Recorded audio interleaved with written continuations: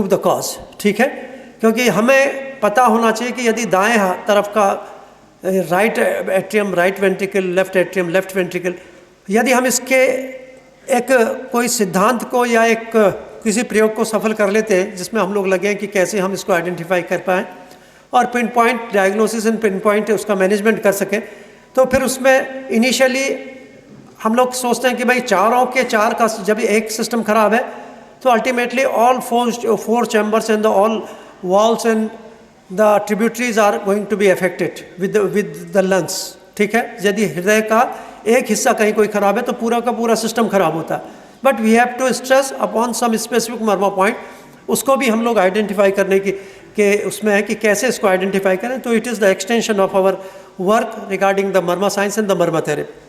तो मर्म चिकित्सा के माध्यम से हम लोग क्या क्या कर सकते हैं, ये अपने में बहुत महत्वपूर्ण है और कैसे इसको समझें। देखिए, जब भी हम मर्म देते हैं, जैसे अभी इन्होंने डिफरेंट ट्रैक्स को बताया कि ये रिले है, एक तरह से रिले का मतलब क्या है कि हम यहाँ से कहीं तक एक काम करते हैं, उसके आगे का कोई दूसरा करता है, उसके आगे का तीसरा करता है। बीच की कड़ी को ब्रेक करना या बीच की कड़ी को इम्प्रोवाइज करना या उसको ठीक करना है मर्म चिकित्सा के माध्यम से होता है। हम लोग कहते हैं कि multifold calculated stimulus from PNS to CNS. जो मेडिकल स्टूडेंट है वो समझ सकते हैं कि मल्टीफोल्ड है, हमारा क्या स्टिमुलेशन क्या है, मल्टीफोल्ड है। कैलकुलेटेड है कि specific time, specific pressure, specific site, specific एक तरह से सुबह दोपहर शाम जिस समय करना है स्पेसिफिक है, तो ये है मल्टीफोल्ड है। And it is calculated in terms of 3 और 4 डायमेंशन, 3-4 डायमेंशन में ये क्या है, कैलकुलेटेड है। प्रेशर में कैलकुलेटेड है, टाइम पीरियड में कैलकुलेटेड है, उसकी जो कितनी संख्या है उतनी कैलकुलेटेड है, ये कैलकुलेटेड है। तो multifold calculated stimulus from peripheral nervous system. हम मर्म सारे के सारे यूजुअली मर्म कहाँ हैं, हमारी पेरीफेरी में। तो पेरीफेरल नर्वस सिस्टम पे हमने स्टिमुलेशन दिया और कहाँ गया वो, सीएनएस तक गया। और ये मल्टीफोल्ड को इससे समझ सकते हैं कि यदि किसी एक चीज़ के लिए आप 5 तरफ से अप्रोच कर रहे हैं, ठीक है, तो उसका रिस्पॉन्स क्या आएगा, मल्टीफोल्ड आएगा, ठीक है। यदि आप एक लोन हमको लेना है और हमने 5 बैंकों में किया, तो आजकल तो अब सबका एक हो गया, तो अब तो नहीं मिलेगा। पहले क्या होता था कि एक प्रोजेक्ट के लिए आप 5 जगह से लोन ले सकते थे, होता था नहीं होता, आप किसी से भी मांग लो, इधर से मांग लो उधर। तो ये मल्टीफोल्ड कैलकुलेटेड स्टिमुलस है। तो ये पीएनएस से, पेरीफेरल नर्वस सिस्टम से सेंट्रल नर्वस सिस्टम में हमने अभी स्टिमुलेशन भेजी, एप्लीकेशन भेजी। कैसे भेजी, मर्म के स्टिमुलेशन से। और वो जब वो पहुंचती है तो उसका क्या होता है, मल्टीफोल्ड जो है रिस्पांस भी आता है। इसको हम जब नर्वस सिस्टम की स्लाइड्स आपको दिखाएंगे या उसका प्रेजेंटेशन देंगे तो उसमें बताएंगे कि हाउ इट वर्क्स, कैसे ये काम करता है।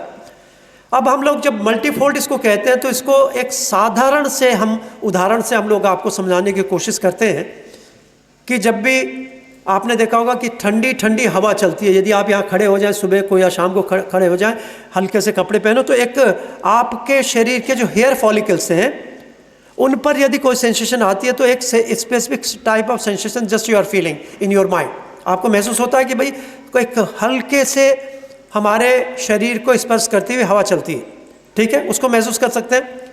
माँ के हाथ का स्पर्श गाल पे महसूस होता है। यदि माँ हमारे गालों को छूती है तो कैसा लगता है, उसका एक अलग स्पर्श होता है। और मास्टर जी जब थप्पड़ मारते हैं तो उसका एक अलग स्टिमुलस होता है। तो अलग अलग तरह के स्टिमुलस से अलग अलग तरह के बायोकेमिकल चेंजेस हमारे बॉडी में होते हैं, ठीक है, आप समझ रहे हैं हमारी बात। अलग अलग तरह के सेंसेशन से अलग अलग तरह के हमारे बायोकेमिकल चेंजेस बॉडी में होते हैं and they are very important.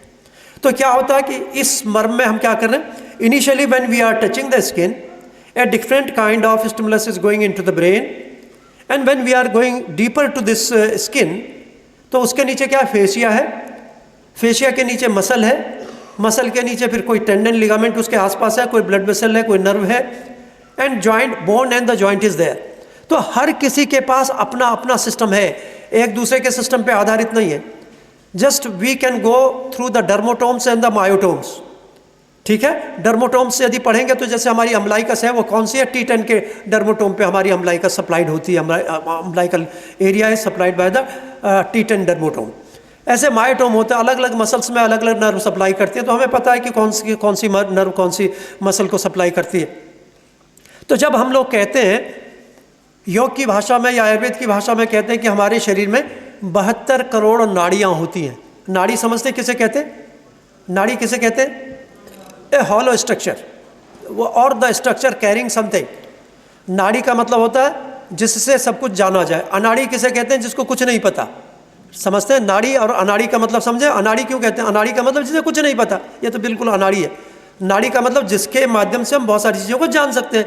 नाड़ी का इस संदर्भ क्या है यहाँ पे हमारा नाड़ी का संदर्भ है कि नाड़ी जो पल्स है उसके माध्यम से शरीर की गतिविधियों का या दोष की प्रेडोमिनेंस का या रोग के अवस्था का या हमारे जो संचय, प्रकोप, प्रसार, स्थान, संश्रय, व्यक्तावस्था और भेदावस्था है उसके विषय में जानने का काम यदि हम जिसको करते हैं, या स्रोतो दृष्टि का जो काम देखने का काम हम लोग करते हैं, तो उसको जो है, तो जो 72 करोड़ नाड़ियाँ होती हैं, तो सामान्य रूप से एक वैज्ञानिक बुद्धि वाला व्यक्ति, एक जो सामान्य जिसको वैज्ञानिक बुद्धि है कि जिसको लगता है कि भाई हमारी बातें हो सकता है इन्होंने कुछ हमारे शास्त्रों में कुछ गलत सलत लिख दिया। हम लोगों ने भी कोशिश, हमारे दिमाग में भी ये रहता था कि शास्त्रों में लिखा है कि 72 करोड़ किसने ना, लेकिन जब हम लोगों को ये पता लगा कि each and every nerve ending having its own blood supply and each and every blood vessel having its nerve supply, हर जो कोई भी एक तरह से धमनी, सिरा, कोई भी वो है उसमें एक नर्व सप्लाई होती है, बिना उसके जिंदा नहीं रहेगी,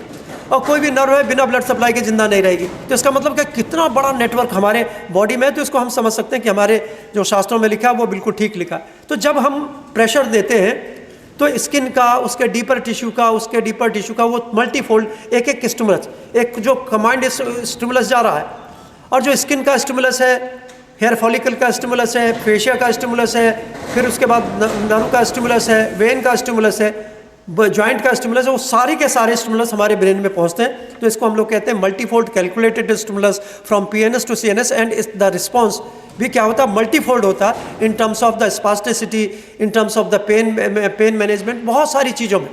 यदि किसी बच्चे को ड्रूलिंग होती है, ड्रूलिंग का मतलब समझते हैं मुँह से पानी गिर रहा है, और कब से है बीमारी?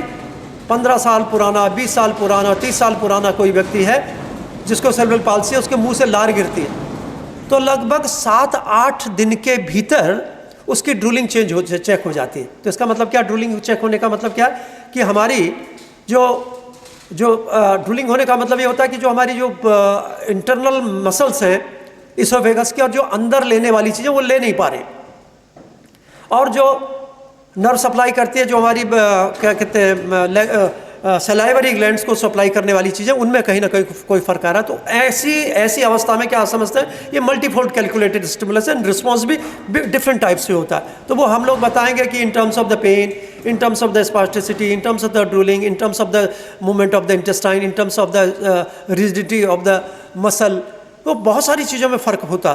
तो ये मल्टीफोल्ड कैलकुलेटेड स्टिमुलस इसलिए बता रहे हैं कि यदि हम इस मर्म चिकित्सा के परिणामों की तुलना किसी दूसरी चिकित्सा के परिणामों से करने लगे तो आप कल्पना नहीं कर सकते कि ये ऐसा हो सकता है कि जब भी कोई ब्लड प्रेशर का मरीज हम लोगों के पास आता है तो ब्लड प्रेशर के लिए ये क्या कहा जाता है कि ब्लड प्रेशर का यदि कोई मरीज आएगा और यदि इट इज़ अनकंट्रोल्ड 220, 230 उसका सिस्टोलिक है, डायस्टोलिक 120, 130 है, तो उसमें बहुत सारे कॉम्प्लिकेशंस हो सकते हैं। क्या हो सकता है? या तो ब्रेन स्ट्रोक होता है या हार्ट अटैक हो सकती है। लेकिन यदि हम मर्म चिकित्सा उसको करते हैं तो तत्काल 30 to 40 का डिक्लाइन होता है विद इन 3 to 4 मिनट्स। यदि हम उसको लगातार इसको स्टिमुलेट मर्मों को करते हैं तो 30-40 का डिक्लाइन होता है। आप समझ लीजिए कितनी तेज़ी से ब्लड प्रेशर को कम करता है। तो in this way just we can manage the emergency situation of this hypertension and brain stroke की कंडीशन को, हार्ट अटैक को हम रोक सकते हैं। ये बहुत अपने में महत्वपूर्ण है। तो ये इतना तेज इसका रिस्पॉन्स है कि जब भी यदि कभी किसी को हाइपरटेंशन होगा तो हमें क्या करना पड़ता है? सबलिंगुअल निफेडेपिन एक गोली होती है, एक दवाई होती है, उसको हम जीभ के नीचे रखते हैं और क्या करते हैं? इंट्रावीनस जो इंजेक्शन है, काम्पोज का इंजेक्शन है या डायरेटिक कोई पेशाब ला के हम ब्लड प्रेशर कम करने की दवाई देते हैं तो उसको देनी पड़ती है। लेकिन इसमें हम लोगों को कुछ नहीं करना। इसमें क्या करना है? स्पेसिफिक मर्मा पॉइंट को, तल हृदय मर्म, हाथ और पैर के तल हृदय मर्म को, और उसको दूसरा कुछ प्रोसेस और है, कुछ मर्म और भी हम लोग बताते हैं बाद में आपको, जब कार्डियोवास्कुलर सिस्टम या कार्डियो रेस्पिरेटरी डिजीजेस की बात करेंगे तो उसमें आपको बताएंगे। तो उनको स्टिमुलेट करके इंस्टेंट आप रिस्पॉन्स दे सकते हैं। And when you are using all these murmur points regularly, then definitely you are treating these diseases without any medicines. तो बिना दवाई के यदि आपको उपचारित करना है तो इन मर्मों के माध्यम से आप उपचारित कर सकते हैं। देखिए, इमरजेंसी मैनेजमेंट जो होता है वो अभी मैं एक और किसी का वो है कि या तो आप जो हमारे स्वर्ण योग हैं, आपने सुना कि स्वर्ण योग जो हमारे होते हैं, चाहे कोई स्वर्ण योग का नाम पता है किसी को, जो हम आयुर्वेदिक दवाइयों में स्वर्ण योग यूज़ करते हैं, आयुर्वेद के लोगों के अलावा, आयुर्वेद के लोगों के अलावा पता है कोई? योगेंद्र रस हो गया, सबसे बढ़िया योगेंद्र रस की बात की, रसराज रस हो गया, योगेंद्र रस हो गया। यदि किसी व्यक्ति को हार्ट अटैक होता है और कुछ नहीं हो रहा है, तो योगेंद्र रस या रसराज रस या इन चीज़ों की, या कस्तूरी भैरव रस या इन चीज़ों की गोली को आप सबलिंगुअल नहीं भी खा पाता तो मुंह में किसी ढंग से उसको डाल लें, तो आप कई लोगों के आप इसको प्राण बचा सकते हैं। बहुत इतनी इमरजेंसी में काम करती है। कस्तूरी के लिए कहा गया है, अब तो कस्तूरी मिलती नहीं, लेकिन कस्तूरी भैरव रस, सूचिका भरण रस, बहुत सारे ऐसे रस हैं जिनका बहुतायत से प्रयोग किया जा सकता था और इमरजेंसी मैनेजमेंट इन चीज़ों से आसानी से हो सकता था, किसी चीज़ की और चीज़ की आवश्यकता नहीं होती थी। और इसी के साथ जो मर्मा स्टिमुलेशन है उसको यदि आप करते हैं तो तुरंत उसका फायदा होता है, तुरंत उसके परिणाम मिलते हैं। तो अब इसका स्कोप क्या, देखिए वर्तमान संदर्भ की यदि हम बात करें तो बहुत सारी चिकित्सा पद्धतियां आज पूरे विश्व में, एक एलोपैथिक वेस्टर्न मेडिकल साइंस है, अब आयुष के सारे सिस्टम्स हैं और बहुत सारी छोटी मोटी और चिकित्सा पद्धति, हजारों की संख्या में चिकित्सा पद्धति। उसमें मर्म चिकित्सा कहाँ खड़ी है और कहाँ पर इसका उपयोग किया जा सकता है और ये कैसे, इसका अस्तित्व तो है भी नहीं है, इससे क्या फ़ायदा, ये इतनी सारी है, एक इसको और खड़ा करने से, कोई न्यूरोथेरेपी कह रहा है, कोई न्यूरो वो थेरेपी, कुछ बहुत सारे हजारों नामों से कुछ ना कुछ कर रहे हैं, कोई लात से कर रहा है, कोई पाँव से कर रहा है, बहुत सारे अच्छा कर रहे हैं जो भी कर रहे हैं। लेकिन इन चीज़ों के होते हुए भी मर्म चिकित्सा की आवश्यकता कुछ है, तो इसको आपको जानना चाहिए कि इसका स्कोप और लिमिटेशन कहाँ है। तो स्कोप क्या है? To keep our self healthy. सबसे पहले क्या है, अपने को कैसे स्वस्थ रखें उसके लिए मर्म चिकित्सा, जिसको हम कहते हैं सेल्फ मर्मा थेरेपी। ठीक है, तो अपने को स्वस्थ रखने के लिए और अपने रोगों को दूर करने के लिए। तीसरी चीज़ क्या हो सकती है कि रोगों को होने से बचाने के लिए, रोग हो जाए तो उनका उपचार करने के लिए। यदि रोग हो गए और उसके जो परमानेंट इफेक्ट आ गया, जैसे हम कहते हैं पोस्ट पोलियो पेरेसिस, पोलियो आपने सबने देखा है, पोलियो के केसेस देखे हैं आप लोगों ने सबने, पोलियो तो सभी देखे होंगे। पोस्ट पोलियो पेरेसिस का कोई इलाज नहीं है दुनिया में, कोई इलाज नहीं। जिसको एक बार पोलियो हो गया तो हो गया, ठीक है, कोई इलाज नहीं। जिसको एक बार हेमिप्लेजिया हो गया उसका कोई इलाज नहीं, सेरेब्रल पाल्सी का कोई इलाज नहीं, कोई इलाज है नहीं, इलाज है। इन सभी में यदि कोई इलाज है तो सिर्फ और सिर्फ मर्म चिकित्सा है। इससे आप उसको रिवर्सल कर सकते हैं, उसकी बीमारी को ठीक कर सकते हो। इसका मतलब क्या, जहाँ किसी के पास कोई इलाज नहीं है वहाँ आपका स्कोप है। ठीक है, तो हम किसी के क्षेत्र में दखलंदाजी नहीं कर रहे, किसी के अधिकारों को नहीं मार रहे, किसी के वो रोटी नहीं छीन रहे। जब आपने हैंड्स अप कर लिया, कुछ नहीं है, तो उसके बाद है ना, उसके बाद आप उनके सबकी चिकित्सा कर सकते हैं। उसकी आवश्यकता कब पड़ती है? चिकित्सक के रूप में आपको आवश्यकता नहीं पड़ती। ठीक है, ठीक हो रहा नहीं हो रहा, हमें क्या फ़र्क पड़ता है, हमसे तो जितना। लेकिन जब अपने ऊपर आती है या अपने किसी परिवारजन के ऊपर आती है तो हमें इसकी आवश्यकता होती है। ठीक, समझ रहे हैं हमारी? तो इसका मतलब क्या, पूरा विश्व हमारा परिवार है और हमें पता है कि ये लिमिटेशन है एलोपैथिक साइंस की, तो वहाँ हम लोगों की उपादेयता होती है, मर्म चिकित्सा की उपादेयता होती है कि हम ऐसे सारे रोगियों की चिकित्सा कर सकते हैं। तो कितना बड़ा फील्ड है। देखिए, जो सेरेब्रल पाल्सी है, लगभग पूरी जो पॉपुलेशन है उसका 3 से 5% बच्चे जो होते हैं, जब 100 बच्चे पैदा होते हैं तो 3 से 5% बच्चे निश्चित रूप से ऐसी बीमारियों से ग्रस्त होते हैं जिसमें बच्चे जो पैदा होते समय जिनके खून में, ब्रेन में ऑक्सीजन ना जाए, ब्रेन में क्या कहते हैं खून का दौरा ना हो, तो उनको सेरेब्रल पाल्सी होती है। और लगभग करोड़ों की संख्या में वो है, वो जिंदगी भर अपाहिज होते हैं। समझ रहे हैं? लेकिन जिनको एक बार पोलियो हो गया, आज से 60 साल पहले पोलियो हो गया, 40 साल पहले हो गया, 20 साल, 10 साल, 5 साल पहले पोलियो हो गया, उनका इलाज किसी के पास नहीं है। सिर्फ और सिर्फ मर्म चिकित्सा के साथ आप उस पोलियो, पोस्ट पोलियो पेरिसिस को ठीक कर सकते हैं। तीसरी चीज़, जितने भी स्ट्रोक के बाद हेमिप्लेजिया, क्वाड्रिप्लेजिया, मोनोप्लेजिया, डायप्लेजिया, ट्राइप्लेजिया जितने भी हैं, किसी का एक हाथ खराब है, किसी का एक तरफ का हिस्सा खराब है, किसी का नीचे का हिस्सा खराब है, उन सब में भी इलाज के नाम पर कुछ नहीं है। Simple physiotherapy is prescribe. Simple क्या करते हैं हम लोग? फिजियोथेरेपी कराते हैं, इसके अलावा कोई उपाय। मर्म चिकित्सा के माध्यम से आप उनका भी उपचार कर सकते हैं। चौथा एक बहुत बड़ा वर्ग है जिसमें नी रिप्लेसमेंट सर्जरी की आवश्यकता होती है। हम लोग कहते हैं कि हमारे देश की आबादी कितनी है, 140 करोड़ आबादी है, और उस 140 करोड़ आबादी का यदि हम देखें, यदि हम 3 हिस्सों में डिवाइड करें, एक तो डिवाइड करें 50-50 मेल और फीमेल में हमने डिवाइड किया, दूसरा पूरी पॉपुलेशन को just we can divide into the 3 sections. 1 जो एल्डरली हैं ऊपर से लेंगे, जो हमारे वृद्ध लोग हैं, 60 साल के ऊपर के लोग हैं, एक फिर वो 28 से 30 से 60 साल के बीच के हो गए, और नीचे फिर वो मतलब टीन एजर्स और ये छोटे बच्चों की हम लोग बात करते हैं। तो लगभग 40-40 करोड़ या 45-45 करोड़ की स्थिति होती है। जो बाद के 45 करोड़ लोग हैं उनमें से most of the times more than 60-70% are suffering with the knee diseases, ठीक है। और आज जो दूसरा ग्रुप है या पहला ग्रुप है उसमें भी नी की प्रॉब्लम्स होती है, और उन सब में क्या होता है कि कोई ना कोई दवाई की आवश्यकता होती है। And in India about 5 lakh operative procedures, जिसको हम कहते हैं नी रिप्लेसमेंट सर्जरी, हमारे देश में की जाती है। और एक नी रिप्लेसमेंट सर्जरी में कितना खर्चा होता है? 5 लाख रुपए का खर्चा होता है। देखिए, जब हम लोग यहाँ चिकित्सा करते हैं तो कोई फ़र्क नहीं पड़ता, और जब हम दिल्ली विल्ली में के लोगों को कहते हैं कि भाई देखो जो हम एक्सरसाइज बता रहे हैं ये 10 लाख, क्योंकि दिल्ली वालों को, बड़े शहर के वालों को सिर्फ पैसे की भाषा समझ में आती है। हम यदि उससे कहेंगे कि इससे बहुत कुछ होता है, कुछ नहीं, वो समझेगा नहीं। उसको कहेंगे क्या होता है इससे फ़ायदा, कि 10 लाख रुपए बचते हैं दोनों घुटनों के, तो तुरंत करेगा, नहीं तो नहीं करेगा। ठीक समझ रहे हैं? तो आपको मरीज को समझाना है कि जो आप गुल्फ मर्म या पैर के मर्म करा रहे हैं इससे आपका क्या फ़ायदा होने वाला है। तो ये स्कोप है, तो कितना बड़ा स्कोप है आपके पास। और ये तो हमने आपको सिंपल छोटी चीज़ें बताई। फिर हम लोग बताते हैं कि जो लाइफस्टाइल डिसऑर्डर्स है, लाइफस्टाइल डिसऑर्डर का मतलब क्या, जो जीवन शैली से होने वाली हमारी बीमारियां हैं, और फिर कुछ कॉमन डिजीजेस है। लाइफस्टाइल डिसऑर्डर्स हैं और फिर कॉमन डिजीजेस है।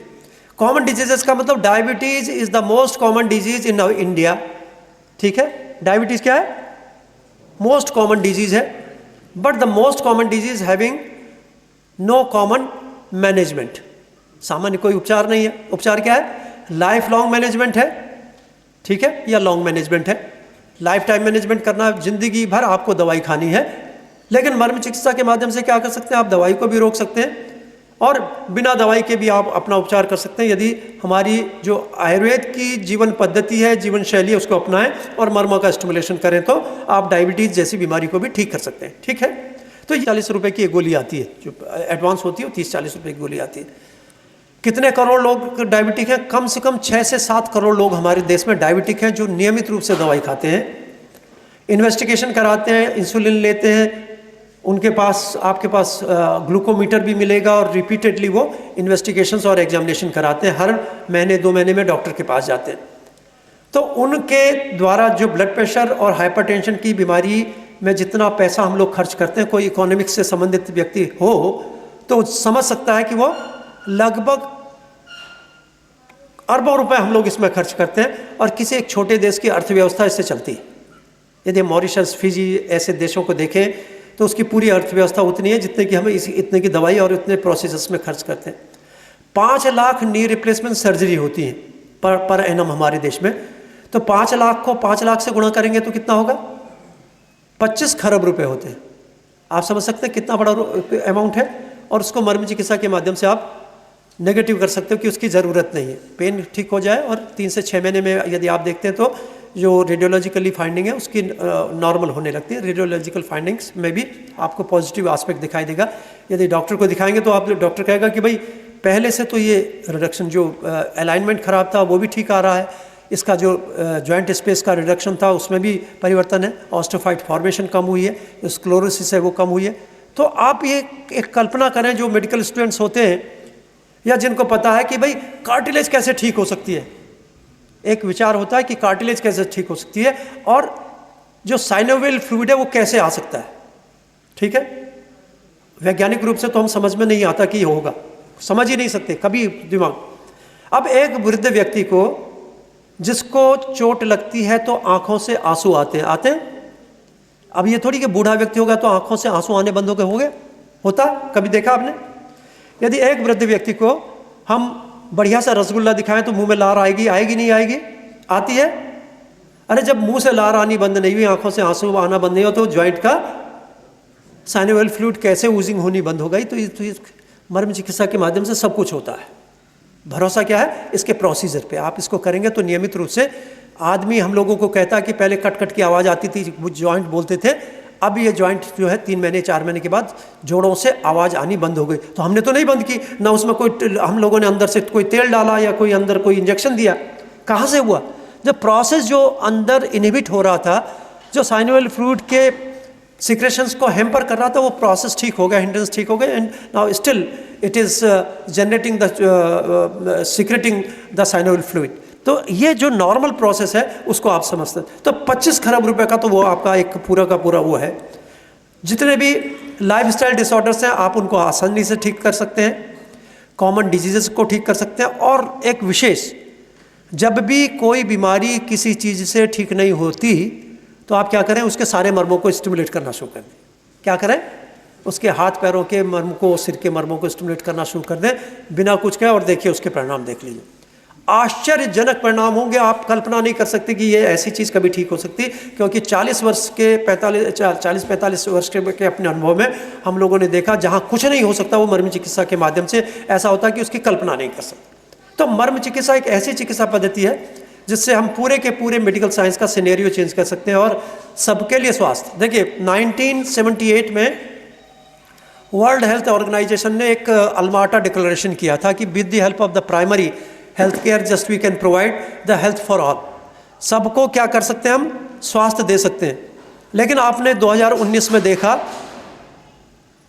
कि इस दुकान के ऊंची दुकान फीके पकवान, कुछ नहीं है इनके पास। किसका मैनेजमेंट नहीं है? They don't have the management of even the coryza, जुकाम का इलाज नहीं है, हाइपर एसिडिटी का इलाज नहीं है, डायबिटीज़ का इलाज नहीं है, ब्लड प्रेशर का इलाज नहीं है। इलाज किस चीज़ का है?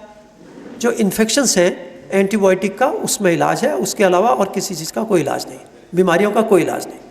तो क्या है? सिंपल, आपको दवाई खानी, but with this Marma science and the marma therapy आप उसको जड़ से उस बीमारी को ठीक कर सकते हो। तो इतना बड़ा स्कोप आपके पास है। अब लिमिटेशंस की समझ लीजिए। लिमिटेशन का मतलब क्या है? इसको कहाँ हम इस्तेमाल करेंगे, इसके परिणाम आपको नहीं मिलेंगे। सबसे पहले जो सर्जिकल लीजन्स हैं, सर्जिकल लीजन्स का मतलब यदि किसी व्यक्ति की इंटेस्टाइन का परफोरेशन हो गया, आंत फट गई है, और आप कहें कि हम मैं मर्म दवाऊँ उसके आंत सिल जाएगी, तो नहीं सिलेगी। ठीक, नंबर 1।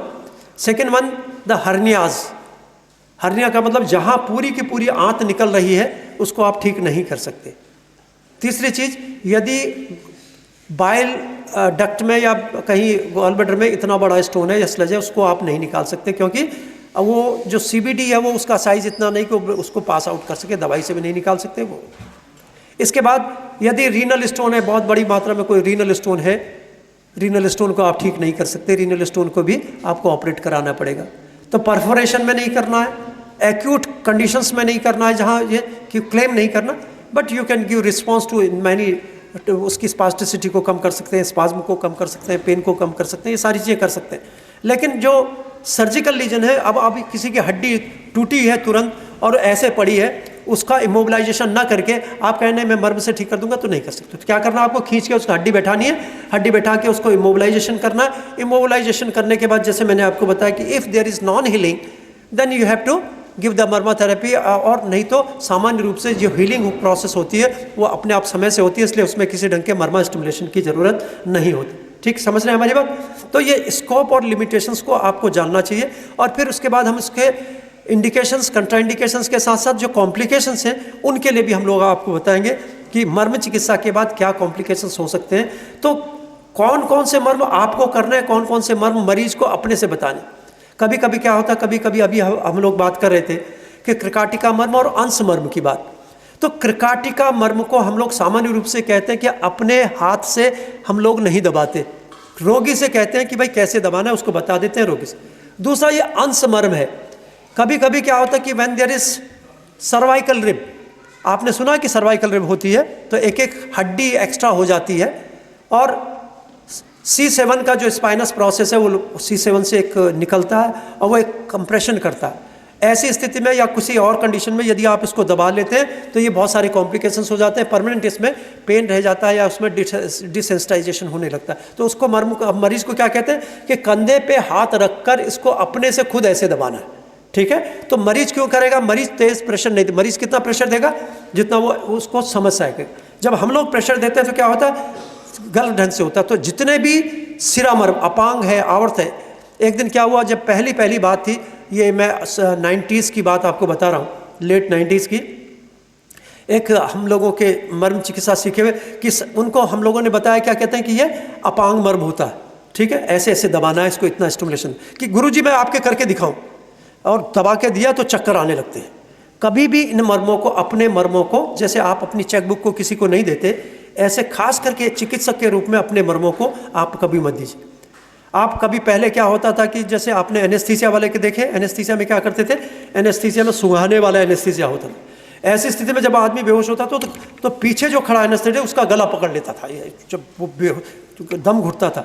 तो ऐसी स्थिति में कोई भी अपना मर्म, कभी कोई आपसे कहे कि जी मैं आपके शरीर पे, कभी परमिट मत कीजिए, क्योंकि जब भी कोई व्यक्ति जिसे मर्म के स्टिमुलेशन का ठीक से ज्ञान नहीं है, वो यदि किसी मर्म को दबाता है तो कोई कॉम्प्लिकेशन हो सकता है। इसलिए ये बहुत प्रोटेक्टिव है साइंस। इसीलिए हम लोगों ने क्या किया, इसका हल्की टेक्निक्स इसकी डेवलप की है और इसको लिमिटेड किया है कि भाई जितने जो मर्म सद्यो प्राणहर मर्म है या आग्नेय मर्म है, उनको हम लोग इसका चिकित्सा में उपयोग नहीं करते। उसके लिए क्या करते हैं कि कुछ स्पेसिफिक ऑयल्स को देने के बाद मरीज को कहते हैं कि इस स्थान पर इसको आपको उंगली से इसको हल्के से इस तेल को लगाना है, तेल मलना है, इसके अलावा कुछ नहीं करना। दूसरी चीज, जो गर्भवती माता है, गर्भवती माता में मर्म का स्टिमुलेशन नहीं करना चाहिए, विशेष रूप से गुल्फ मर्म का स्टिमुलेशन बिल्कुल नहीं करना चाहिए।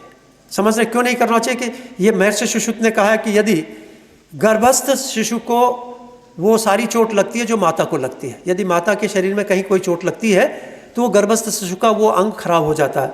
और लेकिन अर्ली ट्राइमेस्टर में हम लोगों ने देखा कि यदि किसी माता के यदि ये स्टिमुलेशन करेंगे तो गर्भपात की संभावना होती है। इसलिए मर्म जो गर्भावस्था में मर्म का स्टिमुलेशन नहीं करना चाहिए। और यदि मर्म का स्टिमुलेशन करना है तो क्या करना, माता को बता दीजिए कि भाई इसको इस ढंग से ऐसे दबाना या यहाँ पे लोकल एप्लीकेशन किसी ढंग का करना, तो उसको हम लोग करते हैं। और बहुत सारे जैसे हार्ट डिसऑर्डर्स में जब हम लोगों को पता होता है कि जैसे कोई कंजेनाइटल हार्ट डिजीज़ है तो माता को कहते हैं कि भाई हाथों के पैरों के तल हृदय मर्म को एक ये कोई भी तेल, आप बादाम रोगन दे सकते हैं, आप तिल का तेल दे सकते हैं उसमें, या घी दे सकते हैं, कि इन तल हृदय को अपने हाथों से उसको मलना चाहिए, जिससे कि बच्चे के हृदय की हम जो विकृतियाँ उनको दूर कर सकते हैं।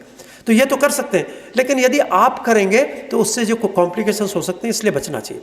देखिए, जो मेडिकल स्टूडेंट है उनके लिए मर्म चिकित्सा एक तरह से कोई दिक्कत ही नहीं। Medical student they are fully authorise to do the marma therapy. जो मर्म चिकित्सक नहीं है उनके लिए हम लोगों ने एक नई विधा विकसित किया जिसको हम लोग कहते हैं मर्म योग विज्ञान। क्या कहते हैं? मर्म योग विज्ञान। और अपने जितने भी हम लोगों के सीखे हुए लोग हैं, हम लोग उनको कहते हैं कि आप अपना केंद्र खोलिए और उस केंद्र का नाम लिखिए, चाहे मृत्युंजय मिशन के नाम पे लिखिए, चाहे कैसे लिखिए, सामने मर्म योग केंद्र, ठीक है। मर्म चिकित्सा आप नहीं लगा सकते क्योंकि being a non medical person इसमें कहीं ना कोई दिक्कत हो सकती है। तो मर्म को योग के साथ कैसे हम लोग जोड़ते हैं, उसके माध्यम से आप कैसे चिकित्सा करते हैं। आप किसी को मना नहीं कर, आप यदि किसी को कह रहे हैं कंधे पे ऐसे हाथ रख के दबाओ या किसी का ऐसे दबा रहे हैं तो कहीं कोई उसकी वैधानिक आपके पास परेशानी आने वाली नहीं। तो इनिशियली जब ये मेडिकल फेटर्निटी का या मेडिकल सिस्टम का हिस्सा नहीं था तो इसको प्रचारित करने के लिए हमारे पास एक संकट था कि हम इसको लोगों तक कैसे पहुंचाएं। तो लोगों तक कैसे पहुंचाएं, इसके लिए हम लोगों ने इस विधा को विकसित किया कि एक आम व्यक्ति को बताएं कि सेल्फ मर्मा थेरेपी अपने को कैसे ठीक करें, अपने परिवार को कैसे ठीक करें और उस मर्म के माध्यम से रोगियों को तक कैसे ठीक करें। तो ये आप यदि देख कर भी करते हैं तो उसको लोगों का उसका बेनिफिट होता है। तो यदि हम कहें कि किसी को डायबिटीज़ है और इसको कोहनी के दोनों हिस्सों को इस ढंग से दबाना है तो इसमें कोई अपराध है क्या?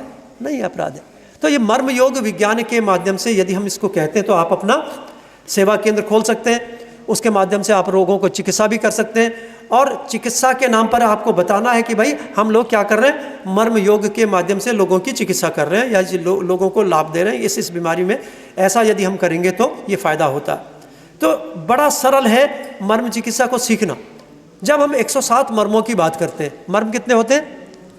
107 मर्म होते हैं, लेकिन 107 मर्मों में से 107 समझ के डरने की जरूरत नहीं है। क्यों? क्योंकि 4 तल हृदय होते हैं। एक नाम से क्या कितने मर्म है? 4। तो 4 तो तल हृदय है, 5 सीमंत मर्म है, इसी ढंग से 4 क्षिप्र हैं, 4 इंद्रवस्ती हैं, तो लगभग 1/4, 107 में 1/4 करेंगे तो 25, 26, 27 मर्म की बात हम लोग करते हैं। और इसमें भी सारे मर्मों को स्टिमुलेट करने की जरूरत नहीं है। मुश्किल से 10-15 मर्म यदि आप सीख लेते हैं ठीक से, जो जिनको हम लोग यहाँ से बहुत अच्छी तरह से आपको सिखाते हैं, और 10-15 मर्म के माध्यम से ही आप सभी तरह की बीमारियों को आप ठीक कर सकते हैं। ठीक है, तो कितना सरल है। जब भी किसी साइंस को पॉपुलराइज करना होता है तो उसको सिंप्लीफाई करना चाहिए। यदि आप उसको कॉम्प्लिकेट करेंगे तो समझ में नहीं आएगी ना लोग। यदि कोई आदमी कहता कि भाई, जैसे अभी हम लोग कहते हैं कि आप हर बार मोबाइल ऑन करने से पहले अपना इसमें क्या कहते हैं पासवर्ड डालिए, फिर उसको क्या कहते हैं अपना ईमेल लॉगिन कीजिए, फिर लाल बटन को दबाइए, फिर पीले बटन को दबाइए। यदि ऐसा होता तो कोई मोबाइल खरीदता? नहीं खरीदता। अब इसमें तो क्या, एक बार करने के बाद आपने रख लिया और उसके बाद बटन दबाया, सीधे काम हो गया। तो सिंप्लीफिकेशन है टेक्निक का। तो जब भी हम मर्म चिकित्सा करते हैं तो उसको सिंप्लीफाइड वे में लोगों को बताना चाहिए, कॉम्प्लिकेट करके नहीं बताना चाहिए कि क्या करना, तो उसको बताइए। ये आपकी ड्यूटी, मॉरल रिस्पॉन्सिबिलिटी है कि कैसे उसको दबाना है, उसका प्रोसीजर आपको उसको बताना है, और सिंप्लीफाइड वे में उसको कि उसको बताइए वैज्ञानिक रूप से। क्यों 3 समय करते हैं? क्योंकि जब भी कोई मर्मा स्टिमुलेशन करते हैं तो जो न्यूरो ह्यूमर्स रिलीज हो रहे हैं शरीर में, उनका एक ब्लड में लेवल होता है, और 8 घंटे में उसका लेवल खत्म हो उससे पहले ही हम उस स्टिमुलेशन करके उस मर्म को, उस न्यूरो ह्यूमर्स को हम उसको क्या कहते हैं बॉडी में प्रोड्यूस कर लेते हैं। तो इसलिए दिन भर में 3 बार करना है। कितनी बार करना है, क्यों करना है, कितना प्रेशर देना है, इसके पीछे यदि मरीज आपसे पूछता तो उसके सारे के सारे जो क्वेश्चंस हैं उनके आंसर्स आपके पास होने चाहिए, और पूरी तरह से सेटिस्फाई करके। देखिए, किसी भी व्यक्ति के रोग को ठीक करने के साथ साथ हमें उसके शारीरिक रोग के साथ साथ उसके मानसिक जितनी भी चिंता है उसको भी दूर करने का प्रयास करना चाहिए। और जब आप उसको ठीक ढंग से उसको समझाते हैं, ठीक ढंग से उसको वैज्ञानिक रूप से, शास्त्रीय रूप से समझा देते हैं तो समझ जाता है। और जब परिणाम उसको मिलने लगते हैं तो फिर आप पे वो अंधविश्वास करता है। अंधविश्वास का मतलब क्या होता है? एक ऐसा हो जाता है कि उससे कितने फ़ायदे होते हैं। एक हमारे, मैं बार बार एक उदाहरण देता हूँ, एक हमारे रोगी भी हैं, वो सीखते भी हैं, कभी आ जाते थे, तो ट्रांसपोर्टर हैं, वो यहाँ से कलकत्ता जा रहे थे, ना टिकट था ना कुछ, वो स्टेशन पे गए, किसी ढंग से वो उनका पास रिजर्वेशन नहीं था, गाड़ी में घुसे, तब तक उन्होंने देखा कि कोई वृद्ध व्यक्ति हैं जो चल नहीं पा रहे हैं बड़ी मुश्किल से। तो उन्होंने तुरंत बुलाया कि ना बाबा जी क्या तकलीफ? कहने लगे बहुत तकलीफ है, पैरों में बहुत तकलीफ है, मैं चल फिर नहीं सकता। उन्होंने वहीं पे बैठाया उस पर, और उसके गुल्फ मर्म किए। गुल्फ मर्म करने के बाद उनके घुटने काफ़ी अच्छे हो गए। कहने लगे वो पूरा परिवार कलकत्ता जा रहा था, बड़े अच्छे सम्रांत परिवार के लोग थे, मुझे लिटा के ले गए, अपने नीचे एडजस्ट करके उन्होंने, एक सीट पे 2 लोग हुए, मुझे लिटा के ले गए। पूरे कलकत्ता में जो है जो मेरा ख्याल किया। तो मर्म चिकित्सा के माध्यम से आप समझ सकते हैं कि कितना उपकार आप किसी का कर रहे हैं। बहुत आते थे हमारे पास, एक्यूप्रेशर, एक्यूपंचर, अनमा, मॉक्सीबस्टन, बहुत सारे किए कराए, क्योंकि एक बार उबाल सा था इन चिकित्सा पद्धतियों का। पहले बीच में जब देखा, देखिए हमारी साइंसेस को तो डेवलप नहीं होने दिया, वैदिक साइंसेस को, तो क्या हुआ जब एलोपैथिक साइंस से लोगों को लगा कि कुछ है, तो ये बीच में चाइनीज सिस्टम और ये सिस्टम की बहुत सारी, कहीं हाथ में दबाने वाला, कोई मुट्ठी दबाने वाला, कोई पैरों में चलने वाला, पता नहीं, अब वो फिर धीमे धीमे कम हो गया। तो ऐसी स्थिति में जब वो लोग भी हम लोगों के पास आए, जापान में हम लोगों ने सैकड़ों लोगों को ट्रेंड किया, आज भी हमारे स्टूडेंट्स वहाँ ट्रेंड कर रहे हैं, तो उन लोगों को अपनी वैदिक चिकित्सा पद्धति से जुड़ने का एक अवसर है।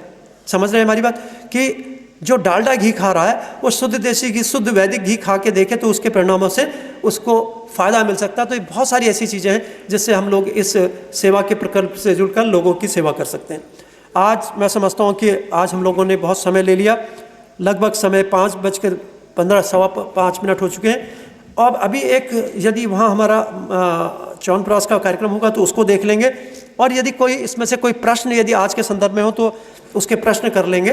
तो मैं आप हाजिर उपस्थित हूँ आपके सामने, कोई प्रश्न हो तो आप इससे संबंधित प्रश्न मुझसे पूछ सकते हैं। का मतलब क्या होता है आप पहले इसको समझ लीजिए। अपने ही शरीर, अपनी ही चीज़ों को पराया मानकर जब मारने लगता है ना, ये स्वार्थ की, इसको क्या कहते हैं? स्वार्थ है नहीं, एक सेल दूसरे को समझ रहा है कि ये मेरा दुश्मन है, ठीक है। तो ऑटो इम्यून डिजीज होती है, अपनी जो इम्यूनिटी होती है। ऐसी स्थिति में जब हम मर्म करते हैं तो इम्यूनोग्लोबुलिन्स में भी फर्क होता है। एक अच्छे पैथोलॉजिस्ट हैं हमारे शहर में, बड़े अच्छे पैथोलॉजिस्ट हैं, बहुत अच्छा पैथोलॉजी का काम है। उनको ब्रोंकियल अस्थमा और एलर्जिक उसकी तकलीफ थी और इम्यूनोग्लोबुलिन्स बहुत हाई रहते थे। पता नहीं कितनी दवाइयाँ कितने वर्षों तक खाई, फिर उनको क्षिप्र मर्म और ये मर्मों को जो बता दिया, उसके बाद हमसे कहते हैं कि डॉक्टर साहब मैं इतने समय से तकलीफ थी, अब ये मर्म चिकित्सा के माध्यम से मैं बिल्कुल ठीक हूँ। हमने कहा कैसे ठीक हो? कि उसके बाद मुझे दवाई की ज़रूरत, इन्हेलर की ज़रूरत नहीं हुई। और फिर कहने लगे एक बात और बताऊँ, लैब उनकी अपनी फ्री की, पहले मेरे इम्यूनोग्लोबुलिन्स इतने से कभी कम नहीं होते थे, स्टेरॉइड लेने के बाद भी कम नहीं होते थे, अब मेरे इम्यूनोग्लोबुलिन्स इस नॉर्मल रेंज में। तो ये कौन बता रहा है? ये हमने तो नहीं बताया, ये किसने बताया? ये एक आदमी जो उससे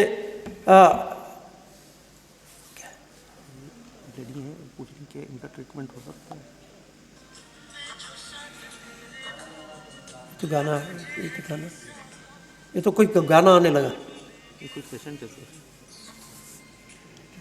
नहीं, उसमें डायग्नोसिस बताएंगे ना आप? डायग्नोसिस तो बता दीजिए। हाँ, ये बाद में बताइए, डायग्नोसिस बताइए इसमें क्या है। जी, इक्थियोसिस के बारे में। जी जी जी, पूरे शरीर।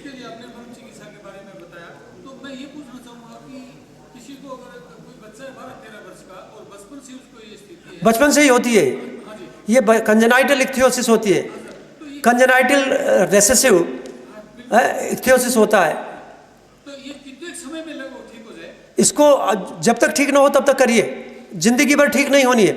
2 महीने लगे, 4 महीने लगे, 6 महीने लगे, क्या दिक्कत है? ठीक होती है, ठीक है। देखिए, यदि हम आपसे कहें कि कोई व्यक्ति कभी ठीक नहीं हो सकता तो उसको हड़बड़ी करने की जरूरत नहीं है। अभी आपने इसका सुना जो ब्रैकियल प्लेक्सस इंजरी वाला था, यह दिगंत एक बच्चा है, 18-20 साल का रहा होगा। जब हम लोगों ने इसकी मर्म चिकित्सा की तो पहले दिन हम लोग क्या करते हैं, जब भी मरीज कोई आता है उसको मर्म सिखाने के बाद उसको ना तो उसका नाम लिखते हैं, ना पता पूछते हैं, ना कुछ करते हैं। बीमारी के लिए हम लोगों के पास आया, हम लोगों ने मर्म को पूरा समय देते हैं, उसका मर्म का उसको बताते हैं कैसे स्टिमुलेशन करनी है। 5 मिनट, 10 मिनट, 15 मिनट जितना लगता है उसको लगता है, हम देखते हैं, अंदर भेजते हैं, हमारे लोग उसको आइडेंटिफाई करके मर्म बता के फिर छोड़ देते हैं, ठीक है। उससे कहते हैं कि इतने दिन के बाद आओ, यदि उसके प्रारब्ध में होगा तो वो लौट के आएगा, नहीं तो नहीं आएगा। समझ लीजिए मेरी बात। तो 5-7 दिन के बाद वो सोचता है कि भाई इन्होंने ना तो हमसे एक पैसा लिया, 15-20 मिनट, पता नहीं इनका कुछ इसमें ये तो नहीं कि यदि ये यहाँ काम करते हैं कहीं से इनको पैसा मिलता हो या कुछ और होता हो, कहीं कोई दूसरा तो उसका नाम भी नहीं लिखते, नाम पता भी नहीं लिखते कि कहीं कोई किसी आयुष्मान स्कीम से इनको पैसा मिलता हो, ऐसा नहीं। तो नाम नहीं पूछते, पता नहीं पूछते, उसके बीमारियों को देखकर उसको मर्म चिकित्सा का बता देते हैं कि ऐसे ऐसे करना, और उसको कहते हैं कि हफ्ते भर बाद या 1 महीने बाद आपको आना है।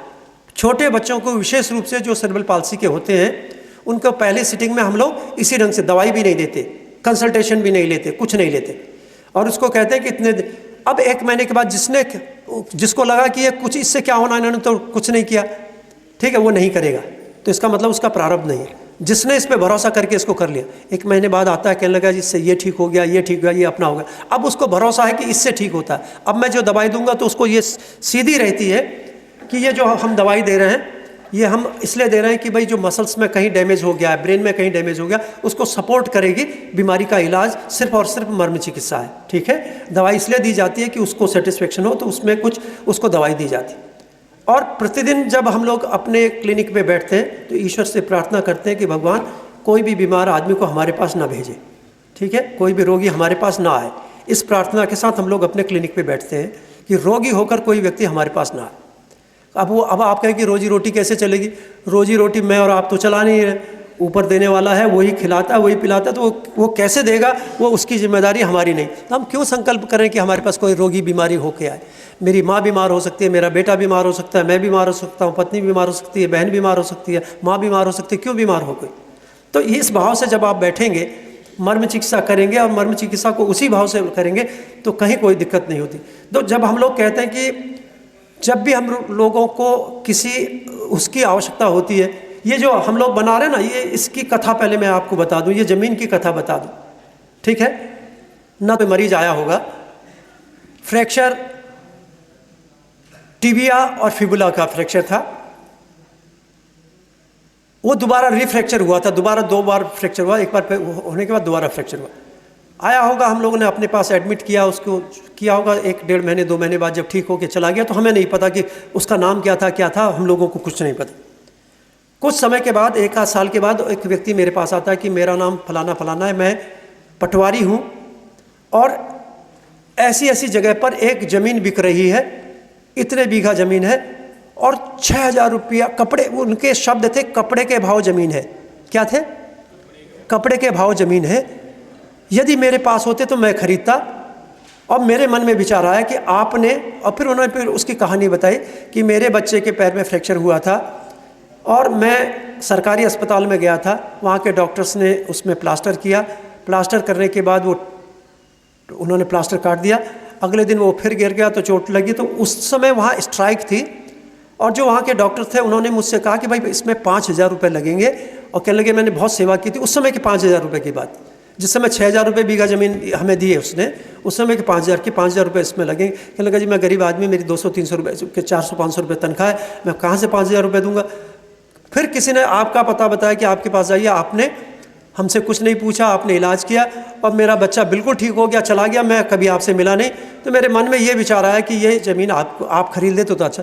मैंने कहा मैं क्या करूँगा, मेरे किस काम की भैया, मैं जंगल में खेती की आपासी, मुझे नाम भी नहीं पता था आपासी क्या होती है। आपासी आप लोग जानते हैं कि जिसमें स्वतः पानी की व्यवस्था हो, उसको आपासी वाली ज़मीन कहते हैं, सिंचित भूमि को आपासी कहते हैं। मुझे ये भी, मैंने कहा क्या आपासी, आपा तो हम कहते थे, बड़ी बहन को कहते हैं आपा जैसी, है ना जैसे मौसी हो गई वैसे आपासी हो गई हमारे लिए। तो बड़ी माँ की बहन क्या मौसी, और आपा की बहन आपासी, हमें तो पता नहीं था कि आपासी क्या होती है।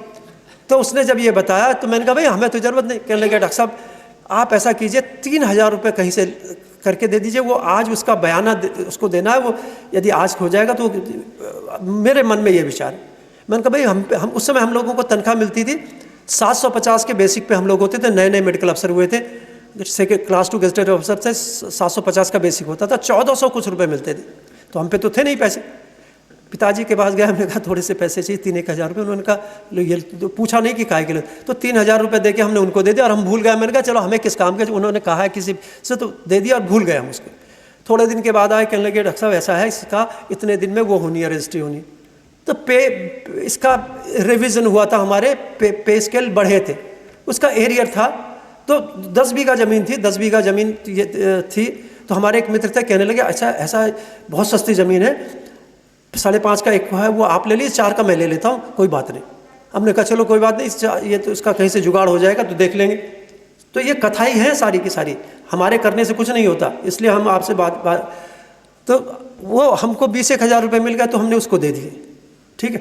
अब वो जो हमारे अपने हैं इसलिए आप यहाँ हैं, और हमारे गुरुदेव के प्रिय हैं इसलिए आप यहाँ हैं। और आप देख रहे हैं पीछे जो बैठे हैं वो किस भाव से यहाँ बैठे, स्वामी जी किस भाव से बैठे, उसके बावजूद भी आप लोग कृपा करके हम पर आशीर्वाद देने के लिए यहाँ आते हैं। और किस भाव से जुड़े कि भाई लोगों की सेवा के लिए यदि चिकित्सा का उपयोग हो सके तो कैसे करें। जहाँ रहते आप उस जगह की कल्पना नहीं कर सकते, 12 किलोमीटर पैदल जाएंगे और तब आश्रम में पहुँचेंगे, वहाँ के आसपास के लोगों को कैसे चिकित्सा की सुविधाएं उपलब्ध करा सकें, उसके लिए आप लोग अपना सारा साधना छोड़ के इस एक तरह की साधना में यहाँ आए हैं। तो मैं सभी लोगों का हृदय से आभार व्यक्त करता हूँ कि आप लोग इतने पवित्र भाव से यहाँ आए हैं। और हमारे बहुत पुराने लोग जो हैं, कुछ लोग आज रजिस्ट्रेशन कराया, नहीं पहुँच पाया, मैंने रजिस्ट्रेशन कराया किस भाव से कि भाई कुछ और ये आने जाने का ही रुपये होता तो हम करते हैं। आप समझ रहे हैं मेरी बात। ये हमें तो इसमें भी संकोच होता है कि भाई अब जब ये बन जाएगा तो इसके बाद तो हम लोग जाएंगे बात